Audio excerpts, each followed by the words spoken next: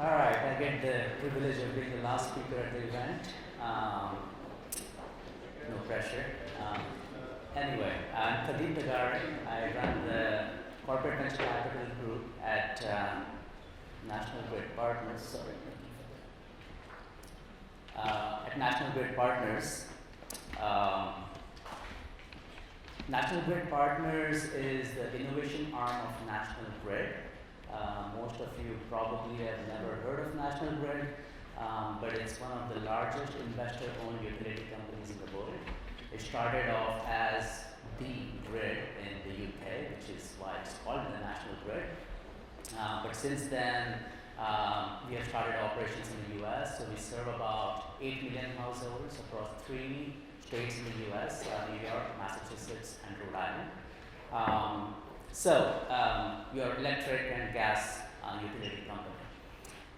Now you might be thinking, why the hell would a utility company start an innovations group in Silicon Valley and allocate $250 million over 3 years to invest in technology startups when it is one of the National Grid itself is one of the most conservative companies, and the utility space in general is probably one of the most conservative spaces to deploy technologies.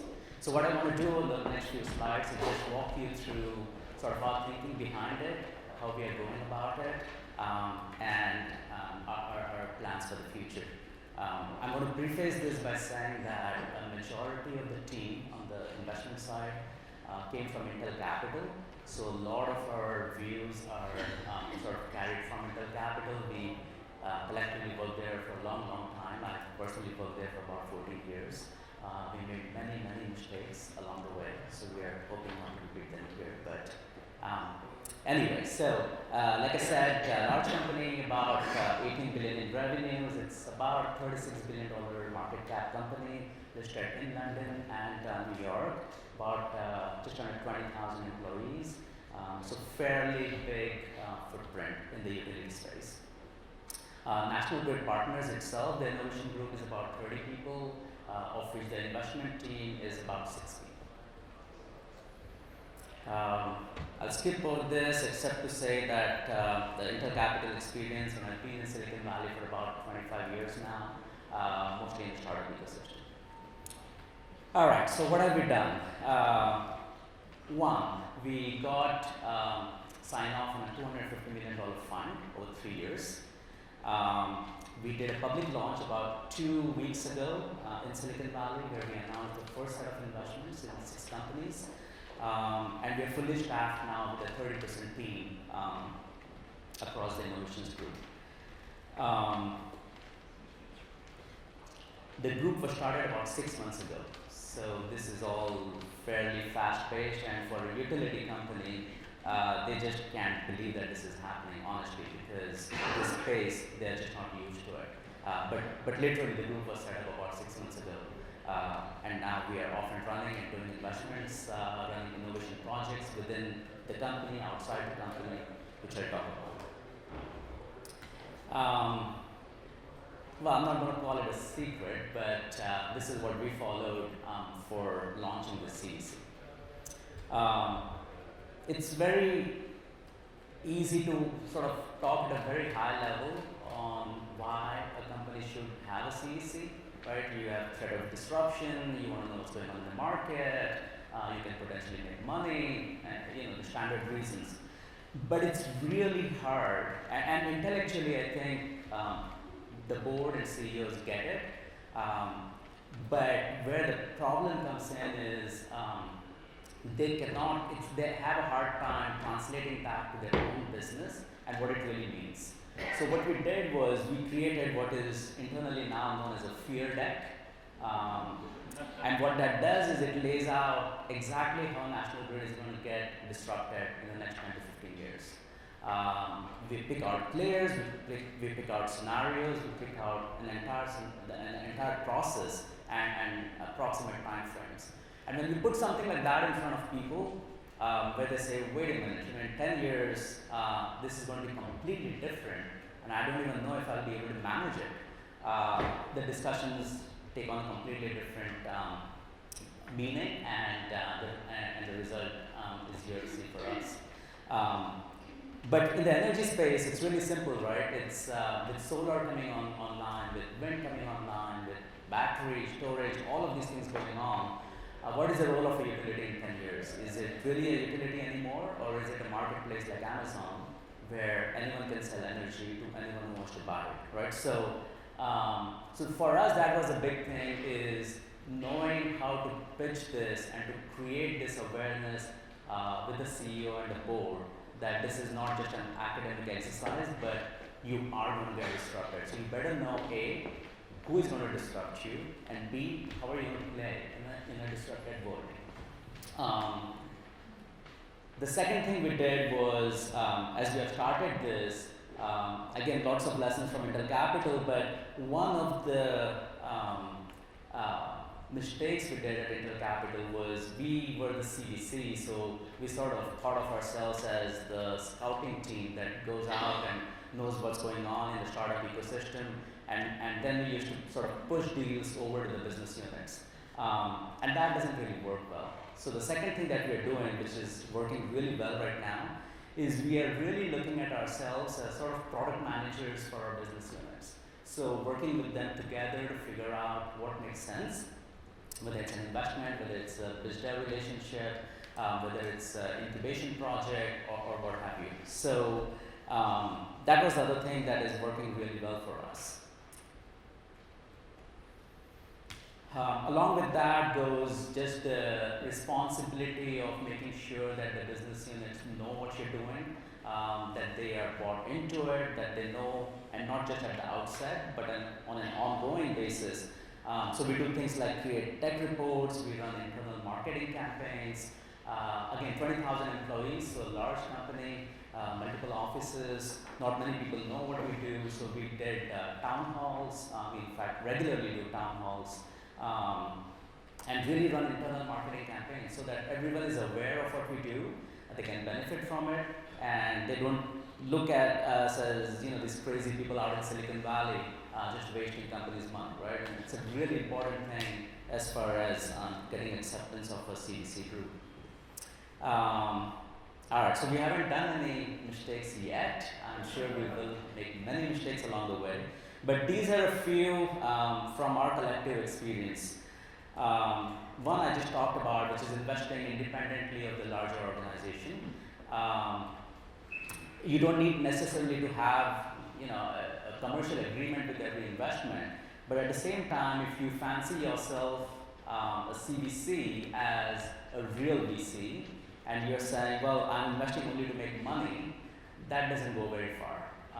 Because even if that gets approved, at the first sign of any downturn, guess which is the first project to get canned? Because at the end of the day, you are a CVC, and you have to generate strategic value in addition to financial value as well.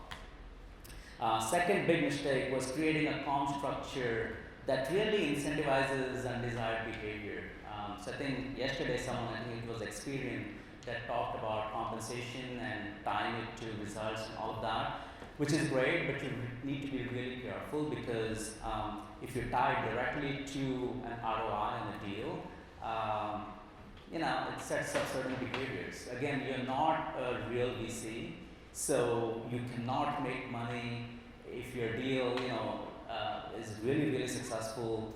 Yes, you should get appropriate compensation structures, but you really do not want to have undesired behaviors. And third is you're tracking the wrong metrics. So wrong metrics as in how many deals have you closed, which is a very common metric that gets used. In my mind, it's absolutely the wrong metric to look at because that's not what is important in a CVC. What's important is how many companies have you actually looked at and understood and use that knowledge to influence the larger organization. All right, so where do we go from here? So for us, the biggest challenge is how do you change behavior of a large organization? So this is an innovation group, a CVC group. How do we go and change the behavior of a utility? That's a big thing for us, and there's a bunch of things that we're doing.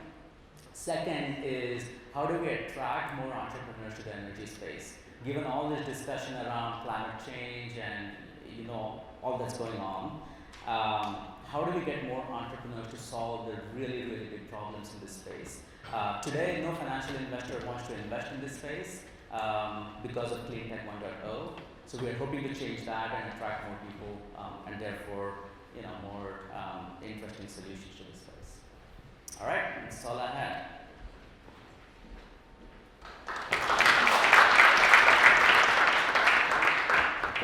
All right, thanks. That's great. It's a way to try and help understand. I think maybe I'll do the quiz this time. How many of you knew beforehand what corporate venture capital was in any significant way before this? So a few, but actually not a ton, right? A lot of people for whom this is kind of maybe a first understanding of kind of CVC, kind of what the goals are to some extent. So I'll start with that. I'll start with the goals and thinking about some of the things you're trying to look at. You were talking towards the end there about the idea that the number of deals closed is not a good metric, but the number of companies looked at is a good metric. If I'm the CEO of a company and you want to run the CVC for me, I'm having a hard time imagining giving you an incentive package built around the number of companies that you look at. That feels like the kind of a hard sell for me to do. Is that really what you think the company should be, are those the KPIs that you think the company should be using to evaluate this, or is that how you evaluate it within the unit itself? Well, it's not just one KPI. Right? Understood. There's a range of things. So clearly, the capital that we invest has to have a return, right? Because without that, there is no strategic return. So that's the other interesting thing about this space is CVC is always, they're like a pendulum. You're either on completely strategic or completely financial. Right? And you always swing between the two extremes. Okay. So you have to put in KPIs that measure both. But you don't want to put in one at the expense of the other. In other words, if you just measure the number of deals done, you're really losing out on what went behind or into those deals, right? The 20 other companies that you looked at, which actually provided value back to the larger organization. So I'm not saying don't track the number of deals done. I'm saying track that, but also track how many companies you look at. And with that in mind, right, there's obviously on the strategic end, there are certain interim steps that can be measured. The number of deals, the number of companies you look at, the number of technology reports that you write, whatever it might be that's feasible in some way. But from the organization's point of view, they want to see that turn into something for the firm. Is there some way that National Grid's trying to measure those impacts to the organization that you're making? Yeah, absolutely. So we do, as I mentioned, strategic reports. So what does that mean, right? It's think of it as a market map, almost like what CV Insights does, but a more detailed view of it and more tailored to what the organization's needs are. We do quarterly roundtables with the right business leaders, where we talk about trends, we talk about interesting companies, deals that we have done, and so on. Right? So yeah, there's a lot of information that flows back from us to them.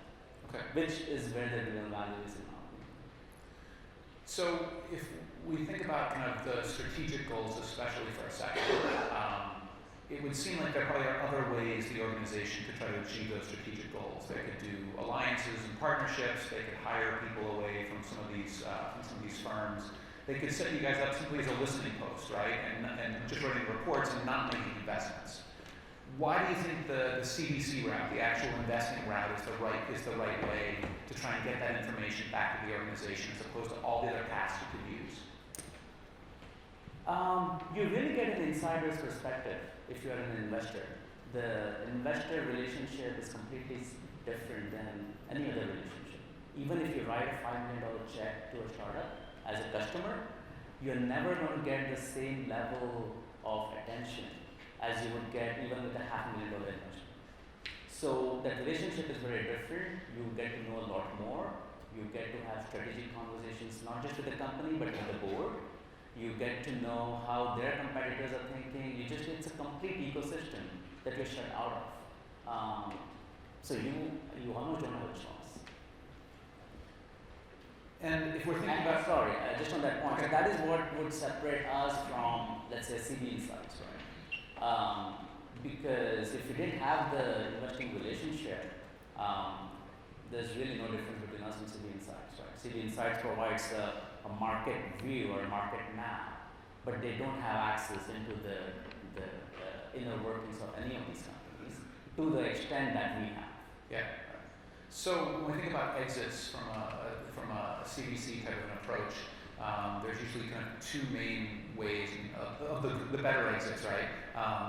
We think about either it is kind of looking at it as an investor, where you're thinking that this might get acquired by somebody else, or might in theory go IPO, or is this really around sensing things that might be acquisition targets for your own company in that way? And that obviously has to affect when you're investing, how you're investing, like what types of companies, like where are you guys on that spectrum? At least, are you investing really early and trying to pick the lead where you might actually be in position to acquire, or are you mostly hanging back and just trying to collect information right now?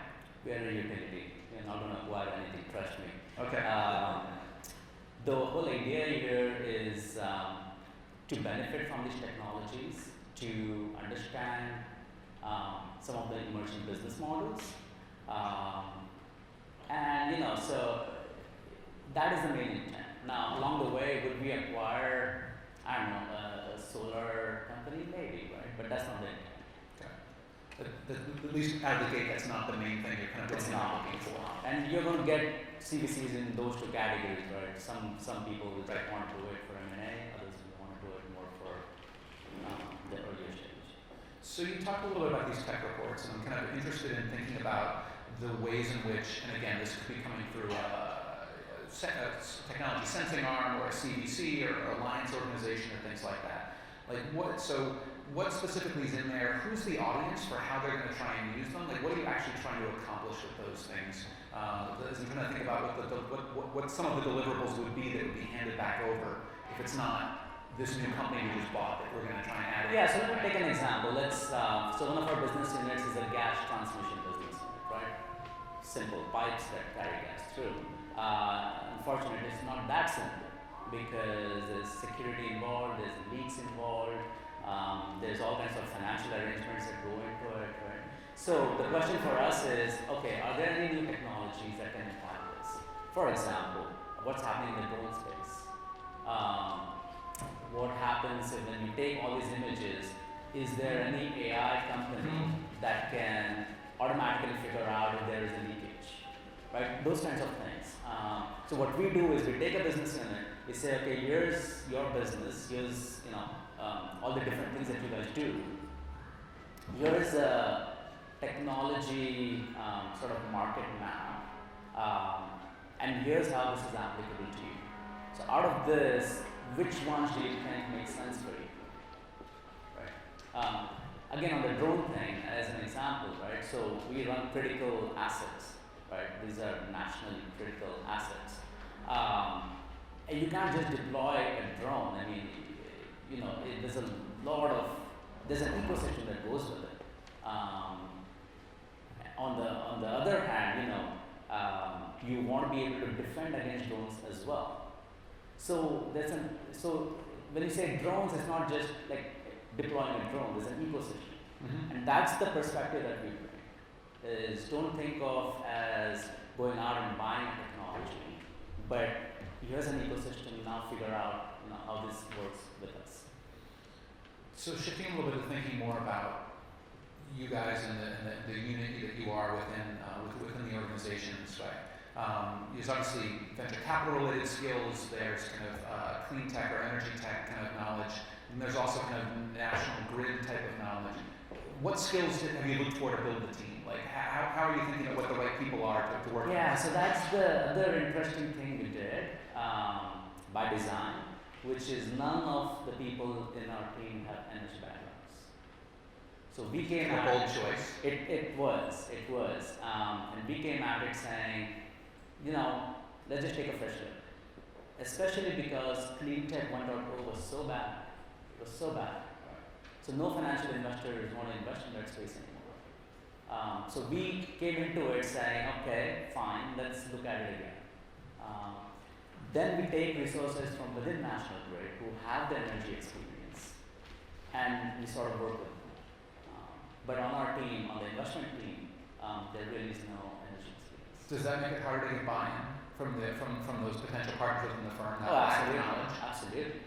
Okay. Absolutely. You're talking to someone who has spent 35 years designing electric grids, and you're telling them how AI is going to make it obsolete. And what's the best way you found to try and actually convince them of that?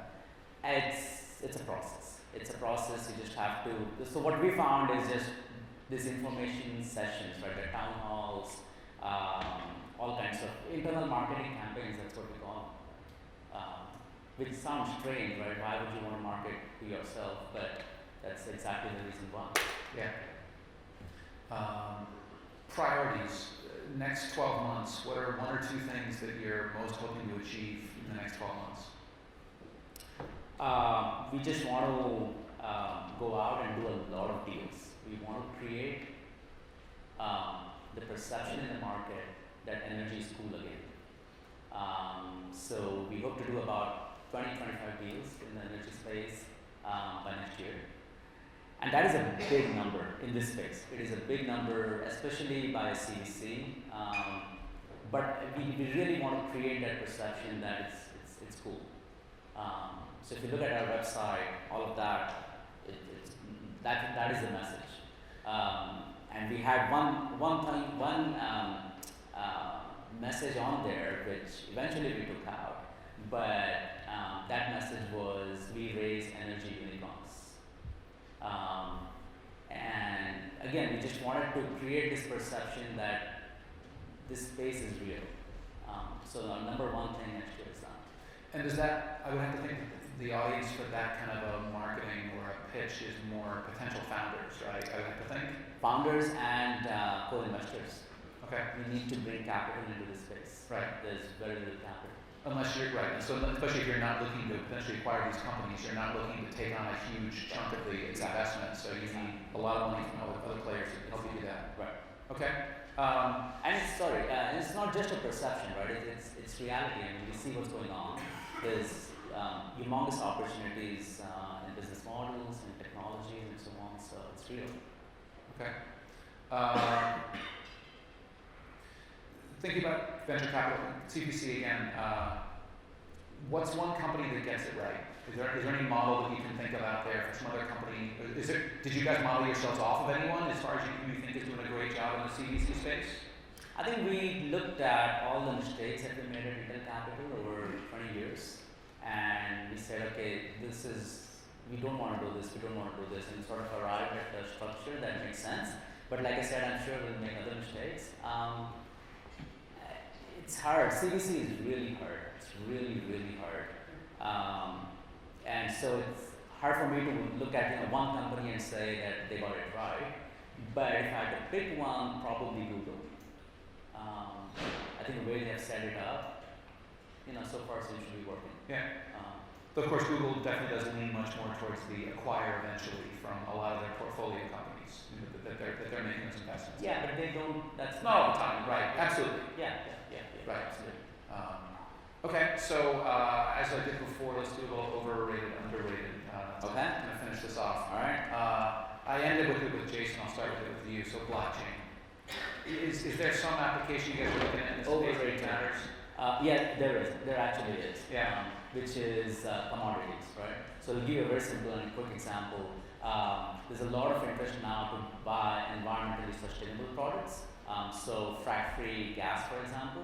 How do you know that's frac-free gas?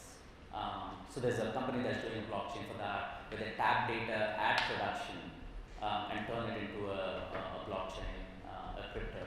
Okay. So yeah, but you said overrated. It's overrated, absolutely. We can't think of too many applications right now. Okay. Not just in our space, but in general. Overrated, underrated, corporate venture capital. In general, not just right. Overrated. The strategic end, the investing end, both? All of it. Okay. So it's suggesting there's too many companies out there playing in the space, doing this, who don't do a good job? Exactly. And you just have to look at the history of CVC, right? So whenever markets are doing well, you'll see the number of companies that go through the roof. Yeah. Markets are not doing well, you'll see them come down. So it's an easy sell to the board when there's lots of money on the floor. Exactly. Make these kind of cool investments and things like that. So at that point. That's why I think it's really important to have a very clear vision of why you're doing it. that is where I think most companies get it wrong. Overrated, underrated, clean energy. Underrated. Back to your kind of It's wanting to make energy absolutely, yeah. cool again, the investment side. Yeah. All right, Elon Musk. No comments. No comment. How about I back up? The Tesla Solar City merger. No comments. No comment. Okay. It's almost as if we're on the record or something. Well, That's fine. Then I'll go to last. So then AI. Underrated. Absolutely. Yeah. We are just at the beginning. Okay. Yeah. That's all I got. Thank you very much. Thank you.